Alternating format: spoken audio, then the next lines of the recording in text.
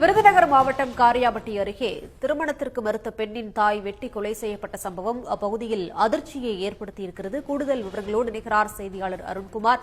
அருண்குமார், வணக்கம். விவரங்கள். வணக்கம்.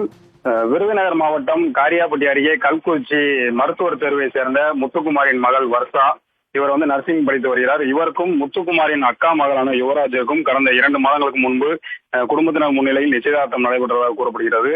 இந்த நிலையில் வர்ஷா யுவராஜை திருமணம் செய்து கொள்ள விருப்பமில்லை என தெரிவித்ததாக கூறப்பட்ட நிலையில் இதனால் இருவருக்கும் இடையே கருத்து வேறுபாடு ஏற்பட்டதாகவும் தெரிகிறது.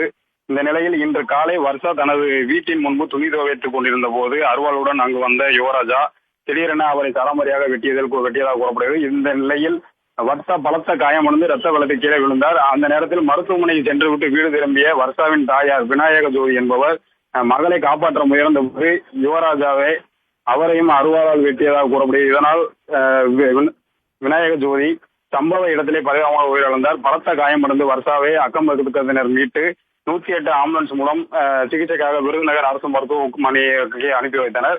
அங்கு அவருக்கு தீவிர சிகிச்சை அளிக்கப்பட்டு வருகிறது. சம்பவம் குறித்து தகவல் அறிந்து மல்லாங்கிணறு போலீசார் சம்பவ இடத்துக்கு விரைந்து சென்று விநாயக ஜோதியின் உடலை கைப்பற்றி பிரேத பரிசோதனைக்காக விருதுநகர் அரசு மருத்துவமனைக்கு அனுப்பி வைத்தனர். மேலும் வழக்கு பதிவு செய்து விசாரணை மேற்கொண்டு வருகின்றனர். இதற்கிடையில் இந்த கொலை சம்பவத்தை தொடர்ந்து யுவராஜா பயன்படுத்திய அருவாளுடன் மல்லாங்கிணறு காவல் நிலையத்தில் சரணடைந்ததாக கூறப்படுகிறது. அவரிடமும் போலீசார் தீவிர விசாரணை நடத்தி வருகின்றனர். திருமண நிச்சயதார்த்தத்தை தொடர்ந்து ஏற்பட்ட கருத்து வேறுபாடு காரணமாக இளம்பெண்ணை கொலை செய்ய முயன்றதுடன் தடுக்க வந்த அவரது தாயை வெட்டி கொண்ட இந்த சம்பவம் கல்குறிச்சி மற்றும் சுற்றுவட்டார பகுதிகளில் பெரும் அதிர்ச்சியையும் சோகத்தையும் ஏற்படுத்தியுள்ளது. உடனுக்குடன் செய்திகளை தெரிந்து கொள்ள சன் நியூஸ் பெல் ஐகானை கிளிக் பண்ணுங்க.